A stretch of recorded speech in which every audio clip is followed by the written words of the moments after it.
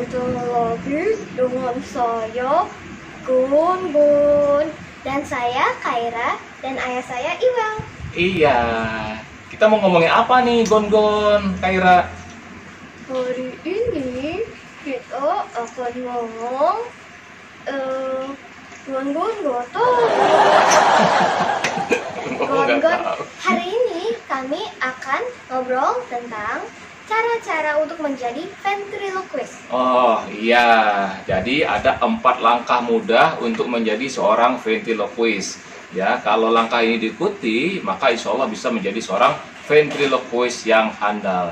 Langkah pertama, apa itu, Gon? Gun Gun gak tahu.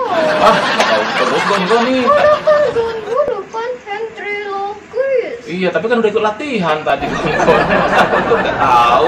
Udah Kaira aja nih kalau gitu. Langkah pertama untuk menjadi seorang ventriloquist apa, Kaira? Langkah pertama adalah untuk mengetahui ventriloquism atau ventriloquist. Oh iya, langkah pertama adalah kita harus mengetahui apa itu ventriloquism dan ventriloquist ya. Ventriloquism itu adalah seninya, ya seninya disebut dengan ventriloquism atau seni suara perut. Pelakunya atau pemainnya disebut dengan ventriloquist. Nah, sebaiknya kita mempelajari sejarah ventriloquism ini, terutama di Indonesia. Sejak kapan di Indonesia ini ada ventriloquism? Siapa saja ventriloquist senior yang pernah berkiprah sebagai ventriloquist di Indonesia? Supaya apa? Supaya kita paham, mengerti dunia yang kita masuki ini. Nah, Kaira, siapa aja nih ventriloquist senior di Indonesia?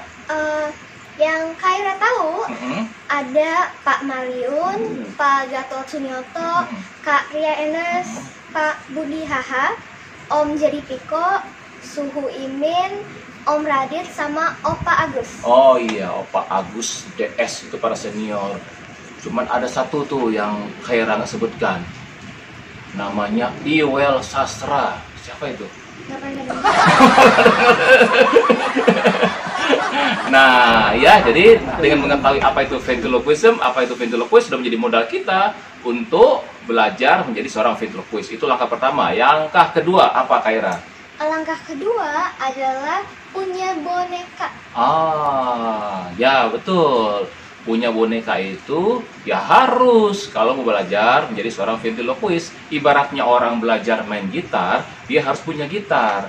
Nah, tapi kalau gitar, belajar gitar bisa pinjam gitar teman. Tapi kalau boneka, nah kita nggak bisa pinjam boneka teman. Kenapa? Karena sangat pribadi sifatnya boneka. Nah, ini contohnya.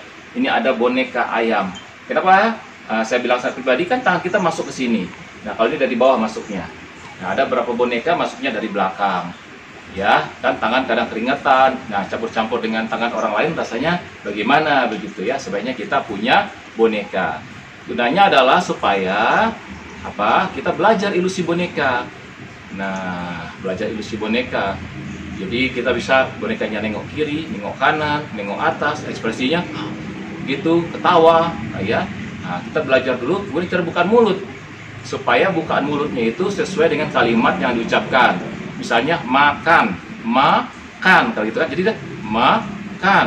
Nah, sedap. Kalau sedap kan sedap, tutup dulunya. Jadi dia ngomongnya sedap, ya sedap, sedap. Jadi bukan sedap, nggak cocok kan? Sedap, nggak cocok.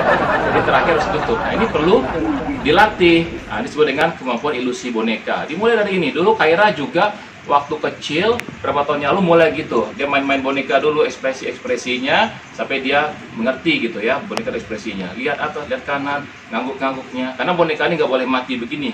Ketika kita lagi ngomong, dia harus berinteraksi dengan kita. Nah, terutama ini ya, jangan. Nah, seperti itu ya. Oke, itu boneka yang kedua, harus punya boneka. Yang ketiga, langkah ketiga apa, Gon? Lupa lagi, nggak usah deh. Kayak aja kalau gitu.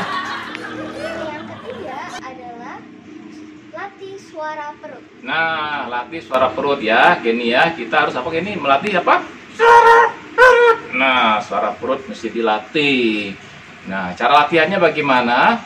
Cek di channel ini. Sudah ada kok cara melatih suara perut dengan yang sangat mudah. Juga Kaira waktu itu sama Gon juga. Ya, dicek nanti di videonya gitu. Cara melatih suara perut. Nah,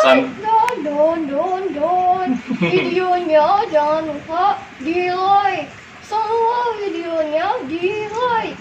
Oh, itu ya kan ya? Setuju, setuju. Oh, setuju. Oke.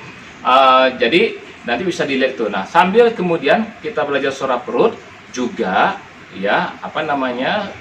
Kita juga bisa mencari suara boneka kita seperti apa. Nah, kayak gini suaranya begini, nyaring, gon-gon suaranya ngebas. Bagaimana cara kita menemukan suara boneka kita? Juga sudah ada videonya ya, Kaira ya. Nah, sudah ada videonya, lihat aja di channel ini, udah lengkap, tinggal cari. Nah, tadi yang kedua agak mundur sedikit, dalam ilusi boneka itu salah satunya ini. Bonekanya nggak boleh ngambang begini, dia harus duduk ya. Jadi jangan melayang bonekanya. Nah, bagaimana caranya memperlakukan boneka? Juga sudah ada videonya. Nah, waktu itu ayah sama Suh Imin, Mom Freddy, ada videonya, tinggal cari. Udah, yang keempat apa Kaira? Tadi kan satu sudah itu mengetahui apa itu ventriloquism. Ingat, Gun ingat. Yang keempat adalah Gun lupa. Oke, apa?